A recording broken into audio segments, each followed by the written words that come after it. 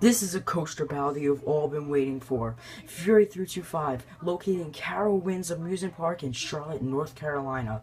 Right off the bat, this is a phenomenal ride. It is considered by many one of the best, or if other amounts of people, the best roller coaster out there. And I could see why. This thing is nuts. Definitely one of the best roller coasters in the world. Maybe even the best. But anyway, I'm going to review it. There are 9 categories, and I'm going to be rating it on a scale from 1 to 10 on each category. There is no 0, so that's why I'm not saying 0 to 10, but there is a 1 as the lowest, 10 being the highest. Anyway, let's begin. So first off is height, and Fury 325 is pretty much common sense that it's 325 feet tall by the name Fury 325. And it is getting a 9. This is an excellent height. It is the tallest roller coaster in the world with a lift hill, which is why it's saying by a lift hill, because like King Ka, Top Thrill Dragster, those type of rides are taller. However, this ride is the tallest with a lift hill, and that's a phenomenal height for a roller coaster with a lift hill. That's crazy. Which is why it's getting a 9 but not a 10, because it's still that height, and it isn't the tallest roller coaster in the world out of every other roller coaster. Now the speed, and Fury is 95 miles per hour. Again, getting a 9. This is a fantastic speed, and you feel that speed. You at the bottom of the drop and throughout the whole entire ride, you feel that speed pulling against you. The G's are phenomenal, and that is just getting a 9. It isn't 100 miles per hour. That's how we get a 10, but it's still 95 miles per hour, and that's a phenomenal speed just as it is.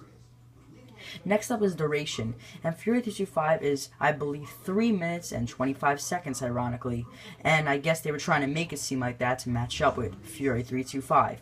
But 3 minutes and 25 seconds is a phenomenal duration, and I'm giving it a 9 again. Fury 325 is a great duration if that's the case, but I'm assuming for when you leave the station to when you get back into the station. Because the ride, like the tracking from the drop to like the last element, I don't think it really is 3 minutes and 25 seconds that way. I'm pretty sure no way that is. That's maybe more like a minute 30 seconds, minute 20 seconds. But it's still a good duration if that's how they're putting it by. It's a phenomenal duration as a matter of fact. So that's why it's getting a 9. Now with smoothness, and I would hope it would stay smooth for a long time, because when I rode it, and that was obviously this past week, it was glossy, butter smooth. I'm giving it a 10 for smoothness. This ride is phenomenally smooth, and I hope it keeps that up for a very long time, years to come. I mean, I wouldn't see why it gets rattly in, like, next year, God forbid, because that would mean that there was something wrong with it. But when I rode it, it was completely smooth, no rattle complaints, no nothing complaints. Next up is intensity, and this roller coaster packs some phenomenal G's. This roller coaster is getting a 10 for intensity. It's one of the most intense roller coasters you will ever get to ride. Maybe not the most intense, because I have actually ridden more intense roller coasters, but it is definitely up there. So I'm giving it a 10 for intensity. It definitely does pull some nice G's.